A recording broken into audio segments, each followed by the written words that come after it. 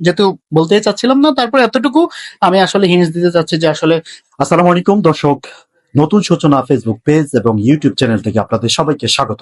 আজকে আমাদের সাথে এমন বিশেষ একজন অতিথি আছেন, যিনি মানুষের কথা পেজের অ্যাডমিন মোহাম্মদ সোহেল আহমেদ ভাই।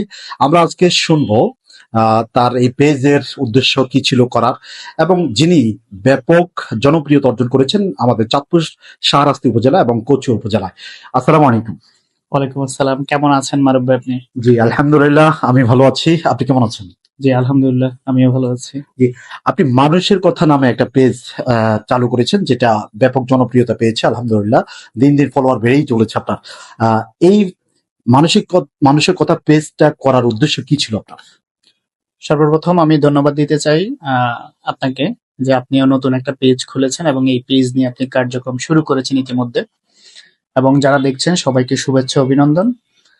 আসলে মানুষের কথা পেজটা আমার খুব কোনো একটা উদ্দেশ্য নিয়েই খোলা হয় নাই, কিন্তু আমি আসলে যখন বেড়ে উঠি তখন সোশ্যাল বিভিন্ন অ্যাক্টিভিটির সাথে আমি আসলে সংযুক্ত ছিলাম, এখনো আছি আল্লাহর রহমতে আপনাদের দোয়ায়। তো আমি যেটা চিন্তা করলাম যে আসলে মানুষের কথা, যেহেতু মানুষের সাথে মিশতে আমি পছন্দ করি, ওনাদের অনেক কথা আমার এখনো জানা আছে এবং অনেক বেশি কথা অজানা রয়ে গেছে। এই যে অজানা কথাগুলো শুধু আমি কেন শুনবো? এখন যেহেতু সোশ্যাল মিডিয়ার যুগ, সোশ্যাল অ্যাক্টিভিটিজ এর যুগ, আমার কাছে মনে হয় এই কথাগুলো যদি শুধু আমি না বাকিদেরকেও শোনানোর ব্যবস্থা করে দিতে পারি, তাহলে হয়তো আমি একটা মেন্টাল স্যাটিসফ্যাকশন পাবো, আমার মানসিকতা অথবা মানসিক যে ভালো লাগাটা সেটা কাজ করবে। সেই দৃষ্টিকোণ থেকে মূলত আসলে আমি মানুষের কথা পেজটাকে ক্রিয়েট করি এবং আস্তে আস্তে সেটা নিয়ে কাজ করে যাচ্ছি, এবং অল্প সময়ের মধ্যেই হয়তো আপনাদের অনেকেরই চোখে পড়া বা ভালো লাগা কাজ করা, বা আপনারা যারা শুভাকাঙ্ক্ষী আছেন, আমাকে দেখেন, আমার ভিডিও দেখেন, তাদের কাছে হয়তো ভালো লাগা কাজ করছে।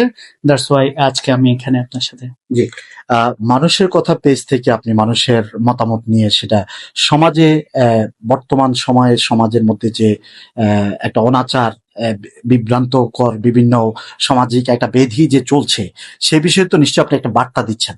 তো সেই বার্তাটার পাশাপাশি আপনি সমাজের মানুষের কল্যাণে কি হিসেবে আপনার এই পেজ কাজ করবে সেটা একটু শুনতে চাই। আসলে আমার পরিকল্পনাটা আসলে একটু গোপনীয়ই বলা চলে। তো এটা আসলে এই মুহূর্তে এক্সপ্লোর করতে চাচ্ছিলাম না।